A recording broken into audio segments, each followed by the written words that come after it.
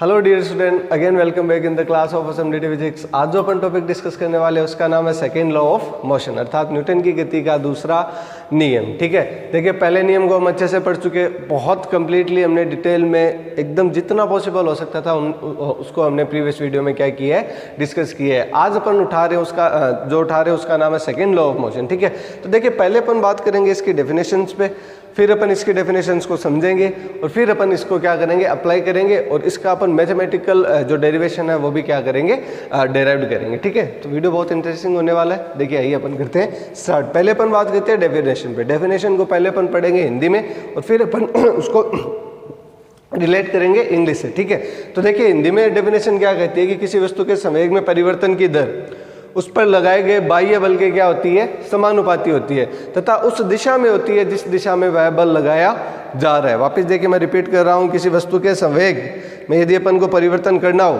ठीक है, तो वह परिवर्तन जो आप बाहर से बल लगा रहे हो उस पर क्या करेगी, निर्भर करेगी, अर्थात उसके क्या होगी, समानुपाती होगी, पर उसी दिशा में होगी जिस दिशा में क्या होगा, संवेग उसी दिशा में होगी जिस दिशा में बल क्या हो रहा है, लग रहा है। तो यदि मैं इसको लिखना चाहूँ तो एक बार लिख देता हूँ ताकि आपको फिर मैं तोड़ के समझा सकूँ। ठीक है, तो पहले नियम की डेफिनेशन क्या कहती है कि किसी वस्तु पर या बोल दो या किसी वस्तु के संवेग में परिवर्तन की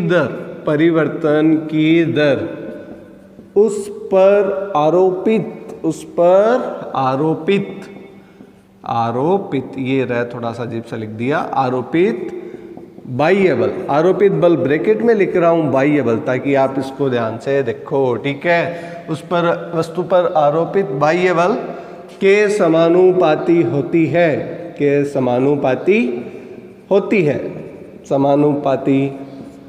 है तथा उस दिशा में होती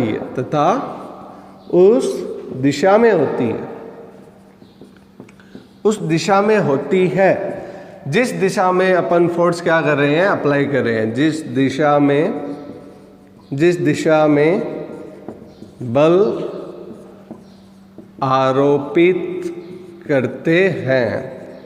आरोपित करते हैं। ये लीजिए स्टूडेंट, हिंदी में डेफिनेशन को हमने लिखा। अब अपन इसको स्टेप बाय स्टेप क्या करेंगे, समझेंगे। आज अपन केवल और केवल डेफिनेशंस को ही समझेंगे। मैं वापस बता रहा हूँ, डेफिनेशन का एक एक पार्ट समझेंगे।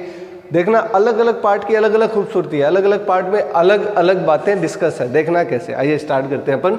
किसी वस्तु के संवेग, बस यहीं पे रुकते हैं आज। केवल अपन डेफिनेशन को समझेंगे। देखिए पूरी डेफिनेशन को समझेंगे।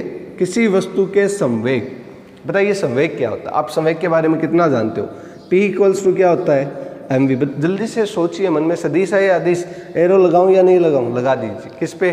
P पे। v क्या है, वेलोसिटी है, स्पीड है, वेलोसिटी कौन सी होती है, वेक्टर है, स्केलर, वेक्टर होती है। ठीक है, संवेग क्या होता है, जब कोई m द्रव्यमान की वस्तु v वेग से क्या करती है, गति करती है, तो उसमें जो राशि होती है वो क्या कहलाती है, संवेग। अर्थात द्रव्यमान को आप गुणा कर दीजिए तो वो क्या बनेगा, समवेग। ठीक है, अर्थात द्रव्यमान को किससे गुणा कर दिया, वेलोसिटी से गुणा कर दिया। तो संवेग यहाँ तक समझ आया? ठीक है, यदि किसी वस्तु का वेग 0 हो तो p का मान भी कितना होगा, 0 होगा। अर्थात रुकी हुई वस्तु का कोई संवेग नहीं होता। अब यदि आप उस पर बाह्य बल अप्लाई करोगे तभी उसका संवेग क्या होगा, परिवर्तन। अब आप तुरंत दिमाग में सोच लोगे कि सर संवेग था ही नहीं तो परिवर्तन कैसे हुआ? परिवर्तन होता है, रुकी हुई वस्तु का भी संवेग परिवर्तन होता है। P2 माइनस P1, जहाँ पे P1 का मान कितना है, बस 0 है, जबकि परिवर्तन तो हुआ ना। जैसे मान लीजिए कि मेरे पास कुछ भी पैसे नहीं थे, आपने मेरे को लाख रुपए दे दिए, तो मेरे अकाउंट में कितना चेंज आ गया, लाख रुपए का चेंज आ गया ना। तो बस ऐसे ही संवेग के साथ होता है कि जैसे मान लीजिए कि पहले कोई संवेग नहीं था, फिर जैसे ही आपने क्या किया, बाई एक्सटर्नल फोर्स अप्लाई किया तो उसका संवेग बदल गया। तो ये होता है rate of change in momentum. ठीक है, आइए अब अपन चलते हैं आगे। देखिए आइए स्टूडेंट, बीच में कॉल आ गया था, सॉरी। देखिए हाँ, संवेग पे डिस्कस किया। अब कहते हैं कि किसी वस्तु के संवेग में परिवर्तन की दर, ये बहुत इंपॉर्टेंट चीज है student, rate of change in momentum, परिवर्तन की दर। ध्यान रखना किस में, संवेग में। तो देखना संवेग में परिवर्तन की दर क्या होगी, dp बाय dt, बस इतना सा। परिवर्तन की दर, rate of change in momentum. Momentum है तो दर में क्या लगा दोगे, पी लगा दीजिए, तो ये किसमें आ गया, मोमेंटम में आ गया।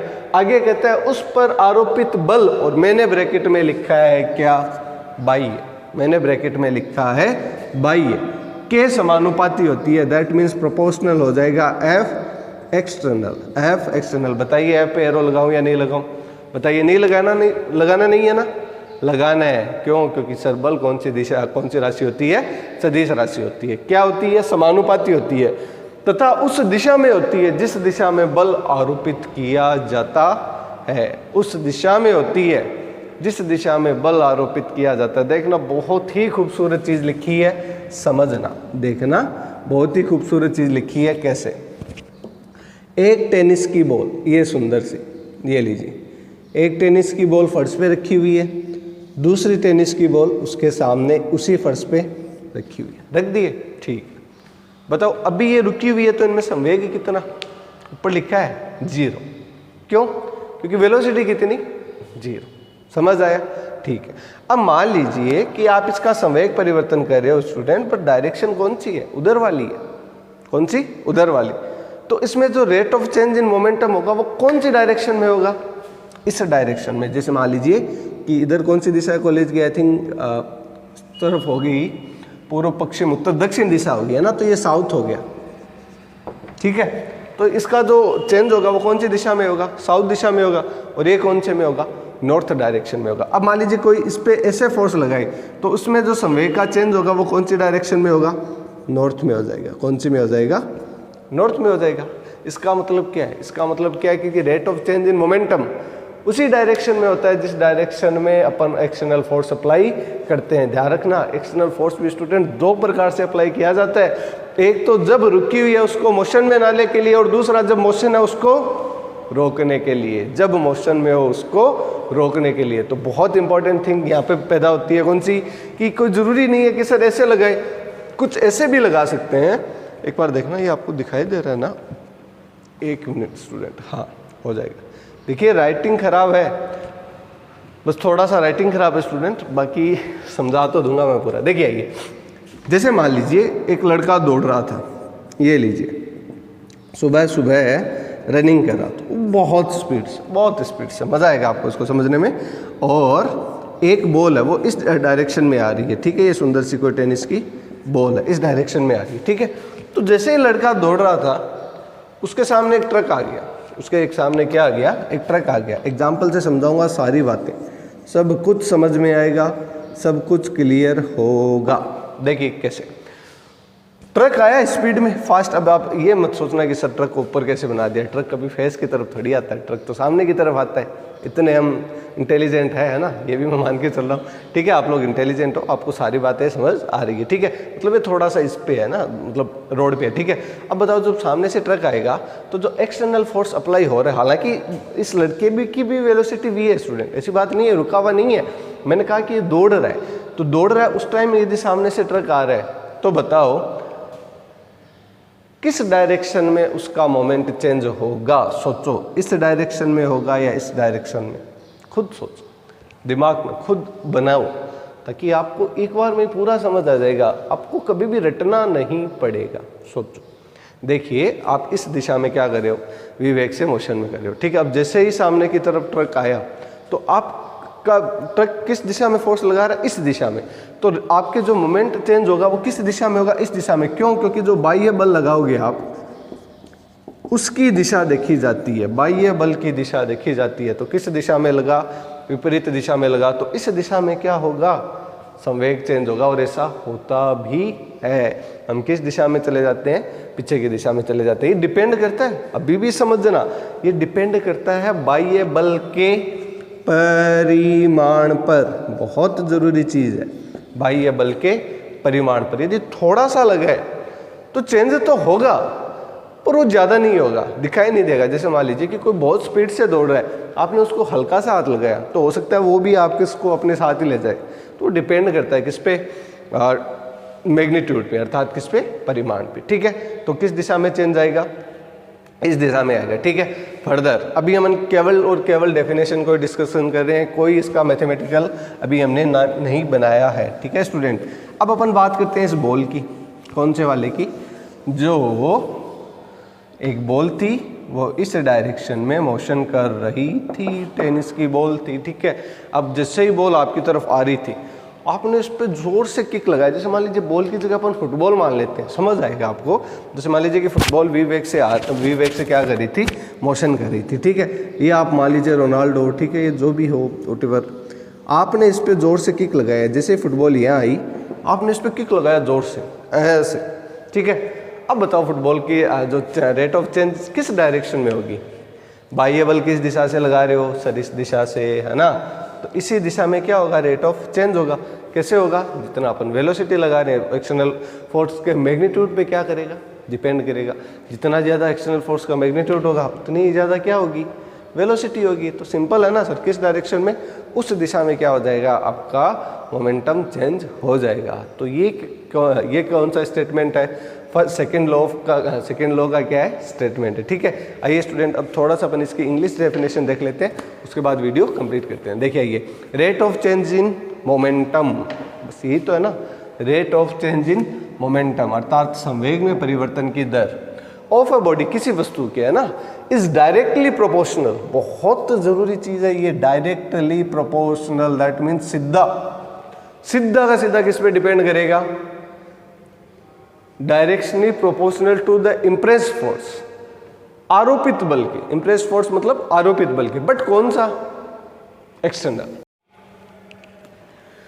एक्सटर्नल मतलब क्या हो गया, बाह्य बल हो गया, ठीक है। तो अर्थात एक्सटर्नल फोर्स बाह्य बल के क्या होती है, समानुपाती होती है, और उस दिशा में होती है जिस दिशा में क्या लग रहा हो, बल लग रहा हो। तो इन सब बातों को एक साथ बोले तो अपन क्या बोल सकते हैं कि किसी वस्तु के संवेग में परिवर्तन की दर, पहली बात संवेग, ठीक है, पूरा समझा। उसमें परिवर्तन dp/dt, किसी वस्तु के संवेग में परिवर्तन की दर उस पर आरोपित बाह्य बल के क्या होती है, समानुपाती होती है, आरोपित बाह्य बल के समानुपाती होती है, तथा उस दिशा में होती है, जिस दिशा में बल क्या हो, अप्लाई हो रहा हो, ठीक है। तो दैट मीन्स क्या हो गया, dp प्रोपोर्शनल टू क्या हो गया, f एक्सटर्नल। और f को पढ़ने से पहले अपन को क्या पढ़ना पड़ता है, p पढ़ना पड़ता है, और p बराबर क्या होता है, mv मतलब द्रव्यमान गुणा वेग, और v यदि 0 हो तो p क्या होगा, 0। इसका मतलब कभी नहीं है कि जब p 0 हो तो p चेंज नहीं हो सकता है, बाह्य बल लगा दीजिए, बाह्य बल लगाओगे तो डेल पी का मान आ जाएगा। तो मतलब डेल पी है परिवर्तन, ठीक है। तो डेल पी को अपन डीपी भी तो लिखते हैं ना। तो किसी वस्तु के संवेग में परिवर्तन की दर आरोपित बल के क्या होती है, समानुपाती होती है, तथा उस दिशा में होती है जिस दिशा में आप बल लगा रहे हो। एग्जाम्पल देखा फुटबॉल वाला, एग्जाम्पल देखा हमने कौन सा, रनिंग बॉय वाला, ठीक है। कल अपन क्या करेंगे, इसका मैथमेटिकल क्या करेंगे, डेरिवेशन करेंगे, और फिर अपन इसका क्या समझेंगे, कुछ एग्जाम्पल समझेंगे। तो आई होप स्टूडेंट आपको ये सेकंड लॉ की डेफिनेशन क्लियर हुई होगी, ठीक है। नेक्स्ट वीडियो में अपन मैथमेटिकल डेरिवेशन और उसको अपन क्या करेंगे, आगे बढ़ाएंगे। तो एनएलएम की जो हमारी सीरीज चल रही है उसमें आज हमने स्टार्ट किया है कौन सा, सेकेंड लॉ ऑफ मोशन। तो आई होप स्टूडेंट आपको ये वीडियो समझ आया होगा। फिर भी यदि आपको इस वीडियो से रिलेटिव कोई भी डाउट, कोई भी क्यूरीज रह जाती है तो जो SMDT का ग्रुप बना हुआ है उस पर आप मैसेज करके या कमेंट सेक्शन में आप कमेंट करके पूछ सकते हो। Thanks for this video watching. Thank you student.